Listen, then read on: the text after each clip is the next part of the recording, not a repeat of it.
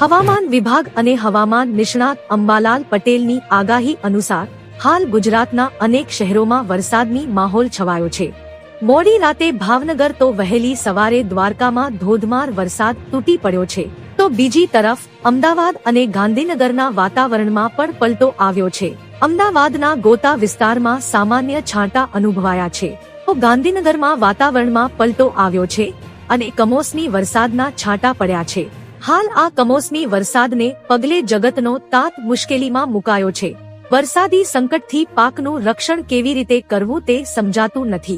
હવામાન વિભાગે કરેલી આગાહીના પગલે જિલ્લાના દ્વારકા વાતાવરણમાં પલટો આવ્યો છે। દ્વારકામાં વહેલી સવારે ગાજવીજ સાથે માવઠું પડ્યું છે। શહેરમાં આજે વહેલી સવારથી મેઘરાજા મનમૂકીને વરસ્યા છે, ત્યારે શહેરના અમુક વિસ્તારમાં કમોસમી વરસાદ શરૂ થતા રસ્તાઓ પાણી થયા છે। દ્વારકામાં એક સાથે ધોધમાર વરસાદ વરસ્યો છે। માવઠાને પગલે દ્વારકા જિલ્લાના ખેડૂતોમાં પાક નુકસાનની ભીતિએ ફરી ચિંતાનો માહોલ છવાયો છે।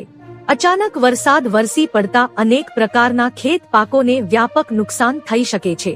તો મિત્રો, હાલ માટે આટલું। મળીશું નવી અપડેટ સાથે જ। જો તમને અમારા વિડીયો પસંદ આવતા હોય તો વિડીયોને લાઈક કરી દેજો અને ભારત સમય ન્યૂઝ ચેનલને સબસ્ક્રાઇબ કરી બાજુમાં આવેલા બેલ આઇકોનને દબાવી દો, જેથી તમને આવા સમાચારની અપડેટ મળતી રહે।